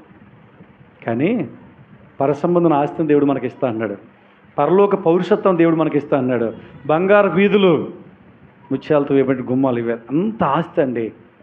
శాశ్వతమైంది, నిత్యమైంది. ఆ యొక్క పరసంబంధం ఆస్తిని దేవుడు మనకి ఇస్తానంటే క్రీస్తు మహిమైశ్వర్లో అవన్నీ మనం పొందుకోగలం. ఆయన మహిమలో అవన్నీ మనకి ఇస్తున్నాడు ఆయన. అయితే వీళ్ళు వచ్చి ఏమడుగుతుందో తెలుసా? ప్రభువా, పరలోకం కావాలి, పరలోక పౌరుషత్వం కావాలి, జీవగ్రంథంలో నా పేరు ఉండాలి, అక్కడ ఉన్న వాటికి నేను హక్కుదారుని కావాలి, కాబట్టి ముందు నేను కుమార్తెను అవ్వాలి. ఇది కాదు వీళ్ళ ప్రార్థన. ప్రభువా, టెండర్ వేసాను, అది నాకే రావాలి, దాంట్లో ఇన్ని కోట్లు లాభం వస్తే నీకు ఎంత వేసేస్తాను. కాంట్రాక్ట్ ఇది నాకే వస్తే నీకు ఎంత ఇచ్చేస్తాను. రావాల్సినది పెండింగ్లో పడిపోయింది, ఆ అన్ని లక్షలు వచ్చేస్తే నీకు ఎంత ఇచ్చేస్తాను. అంటే మనుషులు దేవుని సన్నిధికి వచ్చి ఏం కోరుకుంటారంటే ఎంతసేపు భూ సంబంధం, ధనం గురించే ప్రార్థన చేస్తున్నారు తప్ప పర సంబంధమైన దానికోసం అడగట్లే. అందుకు దేవుడు అన్నాడు, లోకంలో ఎంత కలిగి ఉన్నా పరలోకున్నటువంటి ఆ ఆస్తికి నువ్వు హక్కుదారుడు కాకపోతే నువ్వు ఎవడు తెలుసా? దరిద్రుడు అన్నాడు. ఇప్పుడు చెప్పండి, ధనవంతులో దరిద్రులు? లౌకిక సంఘంలాగా బ్రతికితే లోకంలో ఎంత సంపాదించుకున్న దరిద్రుడివే. అది గుర్తుపెట్టుకోవాలి. దేవుడు హెచ్చరిస్తున్నాడు సంఘాన్ని. తర్వాత ఏమన్నా తెలుసా? గుడ్డివాడు అన్నాడు. ఏమన్నాడు చెప్పండి, చెప్పలే? గుడ్డివాడు అన్నాడు. ఇదేంటి, సంఘంలో ఉన్న వాళ్ళందరూ గుడ్డోళ్ళేనా? చెప్పరేటండి, అందరు గుడ్డోళ్ళేనా? ఎలా చూస్తున్నారండి మీరు? గుడ్డోళ్ళు అంటే మీరు చూసారా అంటారేమో, కాదంటే మరి బైబిల్ అలా ఉంది కదా అంటారేమో అని అలా చూస్తున్నారు మీరు. ఎంత తెలివైన వాళ్ళు మీరు, జవాబు చెప్పుకోకుండా. గుడ్డివాళ్ళు అంటే భౌతికంగా అన్నీ కనిపిస్తున్నాయండి. భౌతికంగా కనపడుతూ ఉన్నాయి, సృష్టి కనపడుతుంది, ఆస్తులు కనపడుతూ ఉన్నాయి, ప్రభువు సృష్టి చేశాడు కదా, సృష్టిలో ఉన్న వినోదమైన అన్నీ కనపడుతున్నాయి, సముద్రం కనపడుతుంది, అన్నీ వారు చూస్తున్నారు. భౌతికంగా అన్నీ చూడగలిగే నేత్రాలు ఉన్నాయి. కానీ వాళ్ళకి ఏ నేత్రాలు లేవు చెప్పండి? ఆత్మీయ నేత్రాలు లేవండి, అవి ముయ్యబడ్డాయి. ఆత్మీయ నేత్రాలు ముయ్యబడినాయి కాబట్టి పరలోకం చూడలేకపోతున్నారు, పరలోక ఐశ్వర్యం వాళ్ళు చూడలేకపోతున్నారు. చాలామంది అంతే, మందిరికి వచ్చి అంతసేపు ప్రార్థన భౌతిక సంబంధమైన కోసమే. ప్రభువా బంగారు ఇవ్వు, ప్రభువా డబ్బు ఇవ్వు, ప్రభువా రోగాలు పోగొట్టు, ప్రభువా అవి ఇవి అంటారు. లాజరుకు రోగం పోపని సరే ఎక్కడికి వెళ్ళాడు? పరలోక ఐశ్వర్యంతో లేడండి.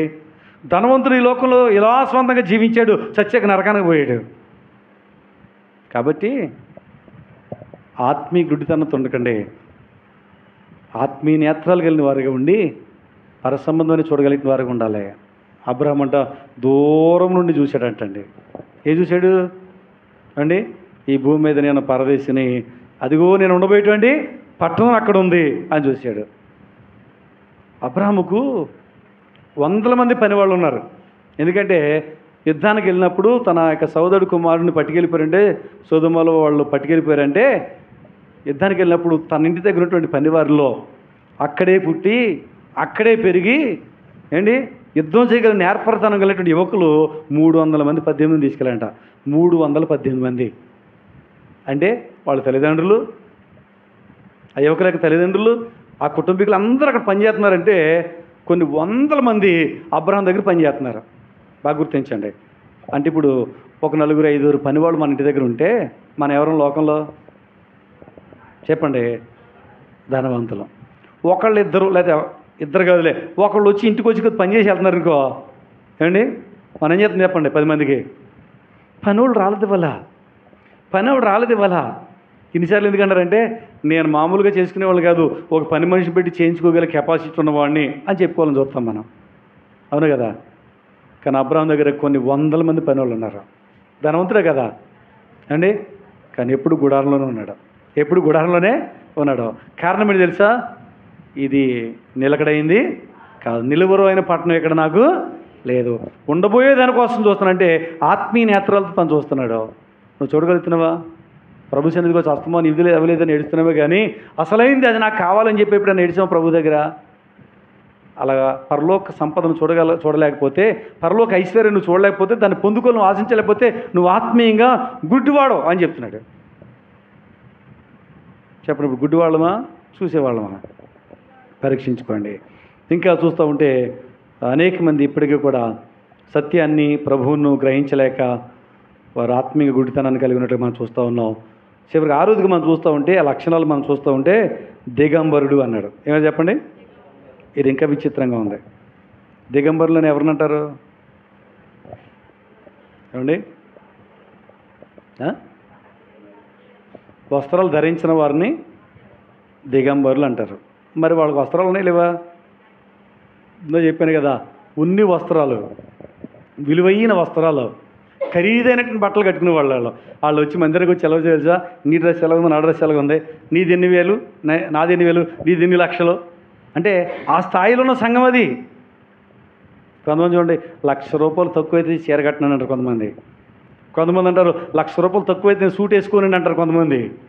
అంటే వేసుకునే సూటు ప్యాంటు ఎలా ఉండాలి, కనీసం అంత ఖరీదు ఉండాలని చూస్తూ ఉంటారు. ఈ సంఘం అలాంటిది. అలాంటి విలువైన ఖరీదైన బట్టలు కట్టుకుని వస్తే ప్రభునాలు చూసి మంచి మంచి బట్టలు వేసుకున్నారు బాగున్నారా అంటలే, మీరందరూ దిగంబరులు అంటున్నాడు. ఏమంటే చెప్పండి, దిగంబరు అంటే భౌతిక దేహాన్ని కప్పుకునే వస్త్రాలు ఉన్నాయి కానీ వాడికి ఏ వస్త్రాలు తెలియదు తెలుసా? ప్రభు ఇచ్చే నీతి వస్త్రము, రక్షణ వస్త్రము లేదు. దేవుడు విలువైన ఆత్మను దేవుడు మనలో పెట్టాడు. ఏం పెట్టాడు చెప్పండి? మనలో విలువైన ఆత్మను పెట్టాడు. దేవుడు మానవుని 3 భాగాలుగా చేశాడు. ఎన్నరా చెప్పలే? ఎన్ని భాగాలు? 3 భాగాలు. 1 శరీరం, 2 ప్రాణం, 3 ఆత్మ. మానవుడు చనిపోయినప్పుడు ఈ ప్రాణం నీరైపోద్ది, అంటే రక్తం నీరైపోద్ది, అదే కదా ప్రాణాధారం. 2ది శరీరం పూడ్చిపెడితే మొన్న అయిపోద్ది. ఆత్మకు చావు అనేది లేదు. ఈ ప్రపంచంలో ఉన్న ప్రతి జీవిలో మనిషినికి ఒక్కళ్ళకే దేవుడు ఆత్మ పెట్టాడు. ఏ జీవరాశికి దేవుడు ఆత్మ పెట్టలే. మిగిలినన్నీ కూడా ప్రాణం పోతే అక్కడితో వాడి చరిత్ర అయిపోద్ది, కానీ మనిషి చరిత్ర అక్కడితో అవలే. మనిషిని యొక్క ఆత్మ మొన్న గంటల మరలా భూమి చేరిన ఆత్మ దాన్ని దయచేసి దేవుని ఎద్దకు వెళ్ళాలి. దేవుడు ఆ విధంగా దాన్ని చేశాడు. మనిషి చనిపోయిన తర్వాత మనిషిలో ఉన్న ఆత్మ దేవుడి దగ్గరికి వెళ్ళాలని దేవుడు ఆ ఉద్దేశంతో చేశాడు. కానీ మనిషి చేసిన పాపాలను బట్టి, దేవుని గ్రహించలేని గుడ్డితనాన్ని బట్టి, దేవుడిచ్చే రక్షణ వస్త్రాలు కోల్పోయినటువంటి దిగంబరత్వాన్ని బట్టి, దరిద్ర బతికి దేవుడు లేని ప్రజలుగా దిక్కుమాలిన వారుగా బ్రతికి చచ్చిపోయిన తర్వాత ఈ ఆత్మ పరలోకానికి వెళ్దామని ఎగరబోతూ ఉంటే ఈ వీపు మీద ఉన్నటువంటి పాపం ఉందే, ఈ పాపం అంతా ఈ మన శరీరం నుంచి ఆత్మ మీద ట్రాన్స్ఫర్ అవుద్ది చనిపోయాక. అర్థమవుతుందండి? మన వీపు మీద ఉన్న భారం మనకు తెలియదు, మన పాపం మనకు కనపడతాం. కానీ ఈ పాప బరువు పెద్ద బరువైన మూటలాగా ఈ ఆత్మ మీద మోపబడద్ది. ఈ ఆత్మ ఏమో పైకి వెళ్దామంటే ఈ బరువు ఏం చేద్ది? ఆత్మని పాతాళం తొక్కేస్తుంది. కాబట్టి ఎప్పుడైతే ఈ ఆత్మ తేలిగ్గా ప్రభు దగ్గరికి వెళ్ళగలదంటే రక్షణ వస్త్రాలు ఉన్నప్పుడు. ఏ వస్త్రాలు చెప్పండి? రక్షణ వస్త్రాలు. ఎవరిస్తారు రక్షణ? యేసు ప్రభు మన కోసం, మన పాపాల కోసం సిల్లు తన ప్రాణం పెట్టి తన రక్తాన్ని నడిపించాడు. ఆయన మన పాపలు మనం ఒప్పుకునేలా నమ్మదగిన నీతిమంతుడు కనుక ఆయన మన పాపలు క్షమించి సమస్త దుర్నీతిని మన పవిత్రులుగా చేయునని చెప్పి యోహాను రాసిన 1:9 రాబడిన ప్రకారంగా నువ్వు ప్రభు దగ్గర నీ పాపాలు ఒప్పుకుంటే ప్రభు నీ పాపాలు క్షమించి నిన్ను నీతిపరుడిగా చేస్తాడు, సమస్త దుర్నీతిని నిన్ను విడిపిస్తాడు. నీతి వస్త్రాలు, రక్షణ వస్త్రాలు నీకు ధరింపచేస్తాడు. అప్పుడు ఆత్మ నిత్యత్వంలోనికి చేరగలుగుతుంది. కాబట్టి ఈ విధంగా లేని వారందరూ కూడా ఎలా ఉన్నారా అంటే ఎలా ఉన్నట? దిగంబరుడుగా ఉన్నారు. ఎలా ఉన్నారు చెప్పండి? దిగంబరుడుగా ఉన్నారు. ఇలా ఉండి వాళ్ళు ఇలా ఉన్నారని చెప్పి ప్రభు వారిని హెచ్చరిస్తున్నారు. 18 చూస్తే నువ్వు ధనవృద్ధి చేసుకున్నట్లు అగ్నిలో పుట్టమేవాడు బంగారమును, నీ దిశమల సిగ్గు కనపడుకున్నట్లు ధరించుకుంటే తెల్లని వస్త్రములను, నీకు దృష్టి కలిగినట్లు నీ కన్నులు కాటుకున్నాయో కొనుమని నీకు బుద్ధి చెప్తున్నాను. ఇన్ని మాటలు ఎందుకన్నా తెలుసా? పొడితే కనీసం మాటలతో పొడితే రోషమైన వచ్చి జీవితం మారద్దేమని చెప్పి రోషంతో కూడిన మాటలు చెప్తున్నాడు ఆయన. మందిరానికి వచ్చినప్పుడు మామూలుగా మనం మెత్తనైన మాటలు చెప్పడైనా బళ్ళు ఎంత పొడిచినట్టు చెప్తాడు. ఎందుకు తెలుసా? అప్పుడే నువ్వు రోషం తెచ్చుకుని జీవితాన్ని మార్చుకుంటామని, మార్చుకుంటే ధన్యుడు ధన్యురాలు. కాబట్టి అందుకే ఆయన ఇలాంటి మాటలతో ఆయన హెచ్చరిస్తూ వచ్చాడు. కాబట్టి మన జీవితంలో మనం ఏం చెప్పండి, ఏం సంపాదించుకోవాలన్నాడు? ధనవృద్ధి చేసుకున్నట్లు అగ్నిలో పుట్టమైన బంగారమును. బంగారం దైవత్వానికి గుర్తు. మనిషి ఏమనుకున్నాడు తెలుసా? బంగారం ఉంటే చాలనుకున్నాడు, కానీ రక్షకుడు కావాలని కోరుకోవట్లే. క్రీస్తుని సంపాదించుకో. నీ జీవితంలో ఏది సంపాదించుకోకపోయినా పర్లే, క్రీస్తుని సంపాదించుకుంటే దాన్ని మించింది మరొకటి లేదు. ప్రభువుని సంపాదించుకో. ఇక రెండోదిగా ఇంకేం సంపాదించుకోని చెప్తున్నాడు?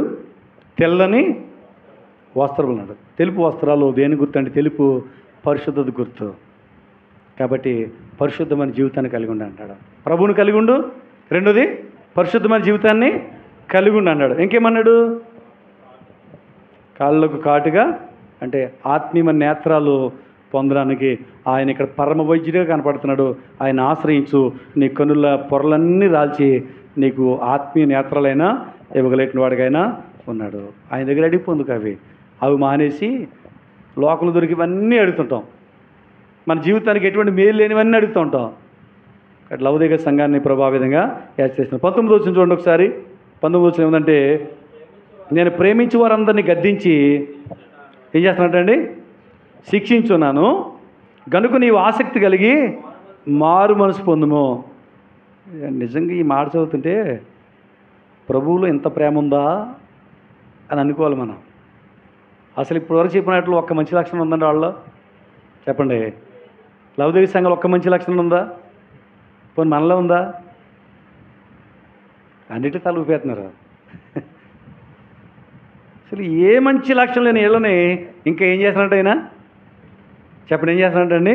ప్రేమిస్తున్నాను అన్నాడు. బా, దేవుని ప్రేమ ఎంత గొప్పదండి. ఏ మంచి లేకపోయినా నీ బ్రతికే భ్రష్టత్వంలో ఉన్నా, పాడైపోయి లోక సంబంధంగా నువ్వు బ్రతుకుతున్నా, ఇంకా దేవుడు నిన్ను ప్రేమిస్తున్నాడు. ఏ మనిషి ప్రేమించడం ఇలాగా ప్రేమిస్తాడా? దారి తప్పితే హో నువ్వు నాకు వద్దు అంటాడు మనిషి. కానీ దేవుడు అలాంటి వాడు కాదు. ఇంకా నిన్ను ప్రేమించి, అయ్యో లవోదికయ సంఘమా నీ బ్రతుకు ఇలాగ అయిపోయింది, ఆయన ఇంకా నేను ప్రేమిస్తున్నాను, నీవు నా మాట విని మారు మనసు పొందుతావా? మారు మనసు పొందితే నేను ధన్యుడిగా చేస్తాను. ప్రభు సన్నిధికి వచ్చే మనల్ని దేవుడు ఇంకా ప్రేమిస్తున్నాడు. ప్రేమ సోదరు సోదరా, నువ్వు ఏ స్థితిలో ఉన్నా, ఎలాంటి బలహీనతలు ఉన్నా, ఎలాంటి పాపంలో నీవున్నా, నువ్వే ఉద్దేశిస్తున్న హెచ్చరించిన దేవుడే నిన్ను ప్రేమించాడు తెలుసా? మారు మనసు పొందు, నీ జీవితాన్ని మేలుకరంగా నడిపిస్తానన్నాడు. పొందుతావా మారు మనసు? అజ్ఞానకాలంలో దేవుడు చూస్తున్నట్లుగా విడిచిపెట్టాడని చెప్పి అపొస్తలుల గ్రంథం 17వ అధ్యాయంలో రాయబడి ఉంటుంది. ఇప్పుడైతే అందరూ అంతటా మారు మనసు పొందవాలని ఆయన ఆజ్ఞాపిస్తూ ఉన్నాడు. కాబట్టి ఎంతకాలం మారు మనసు పొందకుండా ఉంటావు? ఎంతకాలం లోక సంబంధిగా జీవిస్తావు? ఎంతకాలం పాపంలో బ్రతుకుతూ ఉంటావు? జాగ్రత్త, ప్రభు వస్తే నీ బ్రతికేంటి? ఎంతసేపు ఏ సంబంధమైన వాడి కోసమే దెబ్బలాడుకుంటూ ఉన్నాం? ఎంతసేపు ఏ గొడవలు? ఏం గొడవలు? ఆ పక్కన వాళ్ళు నాతో మాట్లాడలే, వచ్చేవారు నేను గుడికి రాను, పోతావు నరకానికి. ఎవరి మీద వెలుగుతావు? పక్కోళ్ళ మీద వెలిగి మందిరం మార్చి నరకానికి పోతావా? ఇదే మన బ్రతుకు. సంఘాల్లో కలతలు, సంఘాల్లో గొడవలు, సంఘంలో భేదాలు, సంఘాల్లో ఇదిగో అది చెప్తుంటే అర్థమంది అవుతుంది. అది నాకు మాసం ఒక సరైంది రాలేదని అడుగుతాను. ఇందుక మందిరానికి వచ్చేది మనం. భోజులు 500 500 అని చెప్పి మందిరం మానేస్తావా? దేవుడిచ్చి నిత్య జీవనం పోగొట్టుకుంటావా? దానికోసం కదా మనం వచ్చేది, పరలోకం కోసం కాదు, పరలోక ఆశీర్వాదాల కోసం కాదు ప్రభు సన్నిధికి వచ్చేది. ఈ లోకంలో ఉంటే ఎంత లేకపోతే ఎంత. కానీ అవి మనం ఆశించాలి, వాటి కోసం మనం కోరుకోవాలి. అవి వదిలేసి ఎంతసేపు ఈ సంబంధమైనవే దెబ్బలాటలు, గొడవలు, మనస్పర్ధలు, సమాధానం లేని పరిస్థితి. జాగ్రత్త, నువ్వు అలాగున్నప్పుడే ప్రభు వచ్చేస్తే నిన్ను గ్యారంటీగా వదిలేస్తాడు. కొట్టి చేస్తూ ఉంటామే.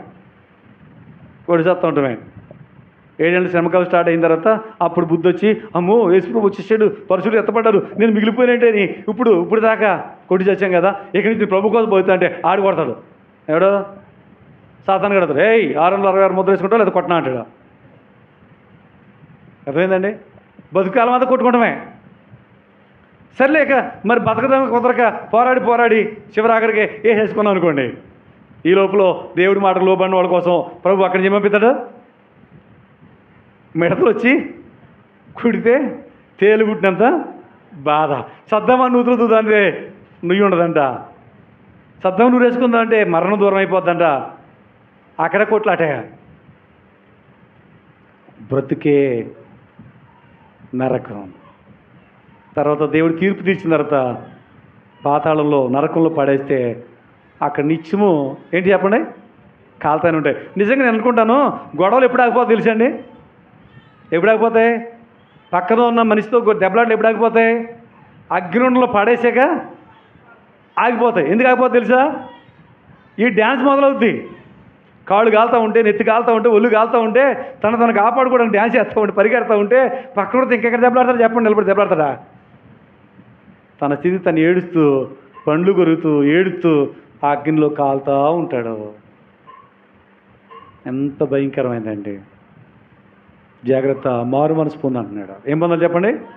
మారు మనసు పొందంటున్నాడు. నేను ప్రేమించి వారందరిని గద్దించి శిక్షించుకున్నాను. ప్రభు గద్దించి అంటే అర్థమేంటి తెలుసా? ప్రభు మనల్ని ప్రేమిస్తున్నాడు. ప్రభు మనల్ని గద్దించిన అర్థమే చెప్పండి? ప్రభు మనల్ని ప్రేమిస్తూ ఉన్నాడు. ఇది దేవుని ప్రేమ. ప్రభు సన్నిధికి వచ్చావు, వాక్యం ద్వారా నిన్ను హెచ్చరించాడంటే నువ్వేమనుకో తెలుసా?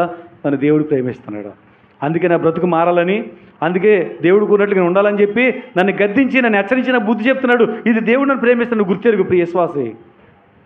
అప్పుడే నువ్వు ధన్యుడు అవుతావని మనం చూస్తూ ఉన్నాం. ప్రకటన 3వ అధ్యాయం 20 వచ్చింది చూడండి. 3:20. ఇదిగో నేను తలుపున వద్ద నిల్చుండి తడుచున్నాను. ఎవడైనా నా స్వరం విని తలుపు తీసిన ఎడలా నేను అతని యొద్దకు వచ్చి అతనితో, నేను నాతో కూడా అతడును. ఇక్కడ సంఘం ఎలా ఉందో చూడండి. ఎందుకు ఈ మాట చెప్పినంటే, తలుపు వద్ద ఉన్నాను, తలుపు తడుతున్నాను, ఎవడైనా నా స్వరం విని తలుపు తీస్తే నేను లోపలికి వస్తాను, మీతో కలిసి, నేను నాతో కలిసి మీరు భోజనం చేస్తారు. నిజానికి చెప్పాలంటే లౌకిక సంఘం ఎలా ఉందో తెలుసా అండి? ఊళ్ళో ఉన్న వాళ్ళందరినీ పిలుచుకున్నారు, ఊరు బంతి వేసుకున్నారు. ఒకసారి క్రిస్మస్ సీజన్లో మీ వాకింగ్ చెప్పడానికి పిలుస్తూ ఉంటే వెళ్తూ ఉంటాం కదా. కొన్ని మందిరాలకు వెళ్ళినప్పుడు ఆ మందిరాల దగ్గర ముందే భోజనాలు స్టార్ట్ అయిపోతున్నాయి. ఏంటి బాబు ముందే భోజనాలు స్టార్ట్ అయిపోయినాయంటే వాళ్ళు అంటారు, ఊరు బంతి వేసేవండి అంటారు. ఏ బంతి అండి? ఊరు అందరిని పిలిచేవండి, అందు గురించి అప్పుడు దాకా వాళ్ళు ఉండరుగా, భోజనం చేసి వాళ్ళ మీటింగ్లో కూర్చుంటారండి అంటారు. కానీ ఒకవేళ మందిరం నిండిద్దేమో కూర్చుంటే వచ్చేవాళ్ళు చూస్తే వేల్లో ఉంటారు. ఎంతమంది ఉంటారు? వేలలో ఉంటారు. కూర్చున్న మంది చూస్తే 100-200 ఉంటారు అంతే. వాళ్ళందరూ వచ్చి భోజనం చేసి వెళ్ళిపోతూ ఉంటారు. అయితే నేను చెప్పేది ఏంటంటే, కేకులు కట్ చేయడానికి గొప్ప గొప్ప వ్యక్తుల్ని పిలుస్తూ ఉంటారు. అంటే సంఘం గొప్ప గొప్ప వ్యక్తులతో సంబంధాలు కలిగి ఉన్నారు. సంఘం ఊరందరితో సంబంధం కలిగి ఉన్నారు. మంచి మంచి భోజనాలతో సంబంధం కలిగి ఉన్నారు. కానీ లోపలికి ఎవరిని రానివ్వలేదు. ఆయన ఎక్కడుండిపోయాడంట? తలుపు బయట ఉన్నాడంట. యేసుప్రభు ఏమో తలుపు బయట, లోపలేమో హ్యాపీ క్రిస్మస్ అని కోసింది అంటారు కేకులు. జనవరి 1 చేసుకుంటున్నారు. యేసుప్రభు లేకుండా పండగలు చేసుకుంటారు. యేసుప్రభు లేకుండా అన్నీ తింటున్నారు. ప్రభుని ఆహ్వానించట్లేదు జీవితంలోనికి. అందుకు ప్రభు అన్నాడు, అయ్యో ఇప్పుడైనా సరే తలుపు తడుతున్నాను, తీస్తావా అన్నాడు. నీ హృదయం అనే తలుపు తెరిచి నీ లోనికి వస్తాడు. ఆయన నీ హృదయం లేకుండా, నీ జీవితంలో ఆయన లేకుండా నువ్వు ఎన్ని కేకులు తిన్నా సార్ నీకు ఉపయోగం ఏమీ లేదు. ఉపయోగం లేదండి.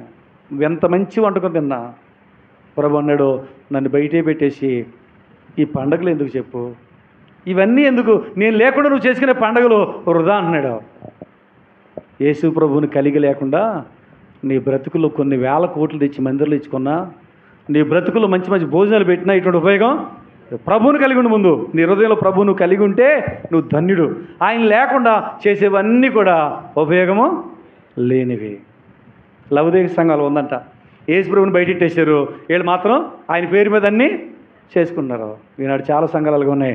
యేసు ప్రభు పేరు మీద పలావులు తింటున్నారు. యేసు ప్రభు పేరు మీద ఏం చేస్తారు? మందిరాల్లో జెండాలు కట్టుకుంటున్నారు. యేసు ప్రభు పేరు మీద ఎన్నో చేసుకుంటున్నారు, లైటింగ్లు పెట్టుకున్నారు. కానీ ప్రభువుని కలిగి ఉండకపోతే జాగ్రత్త. లౌకిక సంఘంలో ప్రభు లేడు. ప్రభుకి వాళ్ళు అవకాశం ఇవ్వలే. ఆ బ్రతుకులాడుతున్నాడు ఆయన. తలుపు తడుతున్నాను, ఇప్పుడైనా సరే నా స్వరం విని అంటే ఏ స్వరం విన్నారు ఏమండి? వచ్చిన వాళ్ళు అందరి మాటలు విన్నారు, వినర్లేదా? కేక్ కట్ చేసి ఏం పాట పడతారు? హ్యాపీ బర్త్డే టు అంటారా? అది మన పుట్టినరోజుకి అయితే. క్రిస్మస్కి అయితే ఏం చేస్తారు? హ్యాపీ క్రిస్మస్, మేరీ క్రిస్మస్ అంటే ఇవన్నీ తలుచుకున్నారు, కోసుకున్నారు. కానీ ఎవరు లేరు అక్కడ. ప్రభు ఎంత బాధతో చెప్తున్నాడు, నన్ను కలిగి ఉండకోకుండా నువ్వు చేసుకునే అన్నీ వ్యర్థం అన్నాడు. కాబట్టి ముందు ఇవి చేసుకోవడం చేయకపోవడం తర్వాత సంగతే. ముందు ప్రభువును కలిగి ఉండు. ప్రభువును కలిగి ఉంటే ధన్యుడివే. ప్రభువును కలిగి ఉండి నువ్వు మీటింగ్ పెట్టుకుంటే ధన్యుడివే. ప్రభువును కలిగి ఉండి నువ్వు భోజనాలు పెట్టుకుంటే ధన్యుడివే. ప్రభువును కలిగి ఉండకోకుండా ఎన్ని కోట్లు ఖర్చు పెట్టి అలవాటు చేసినటువంటి ఉపయోగం లేదు. జాగ్రత్త అని లౌకిక సంఘాలు ఉంది. కాబట్టి వాక్యం ఇచ్చిన మన జీవితాల్లో ప్రభువును కలిగి ఉన్నామా? ప్రభు లేకుండానే అనుదినం మన జీవితాన్ని గడుపుతున్నామా? విన్నారా? చివరిలో మీకే చెప్పేది. నిద్రపోతున్నారా? విన్నారా? మీరు ఎందుకు వెనక చూస్తారు? కాబట్టి మనలో ఎవరు కలిగి ఉండాలి చెప్పండి? ప్రభువుని కలిగి ఉండాలి. ప్రభువుని కలిగి ఉండాలి. ప్రభువుని మన హృదయంలోనికి ఆవరించాలి. అప్పుడు ఆత్మీయంగా నువ్వేమోతో బలపడతావు. ఆత్మీయంగా బలపడతావు. ప్రభువు లేకుండా ఎన్ని చేసినా వృధాయే. చివరిలో చూడండి, ఇంకా ఎంత ప్రేమగల దేవుడు అంటే 21వ వచనంలో అంటాడు ఆయన,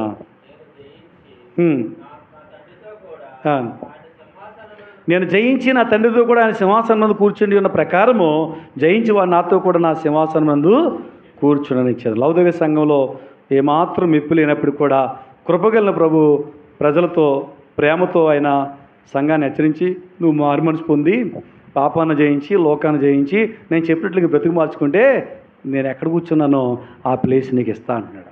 అక్కడ కూర్చొని ఇస్తా అంటున్నాడు. యేసు ప్రభు లోకానికి వచ్చి ఆయన జయించాడు, శ్రమలు జయించాడు, లోకాన్ని జయించాడు, తన ప్రాణం పెట్టాడు, తిరిగి లేచాడు, వెళ్ళి తండ్రి యొక్క కుడి పార్శ్వమున సింహాసనాసనుడిగా ఉన్నాడు. ఆయన కూర్చున్న ప్రకారము ఆయనతో పాటు మళ్ళీ ఎక్కడ కూర్చోబెడతాడంట? ఆయన సింహాసనం మీదంటండి. ఎవరి సింహాసనం చెప్పండి? మనం ప్రార్థన ఎప్పుడు ఎలా చేస్తాం? ప్రార్థన ప్రభువా అని మొరపెడతాం కదా. పరలోకమున మా తండ్రి, ఈ ప్రియకుమారుడు మా ప్రభువునైన యేసుక్రీస్తు నామములో మీ పాదాల చెంతకు వచ్చి ప్రార్థన చేస్తాం ప్రభువా అంటాం కదా.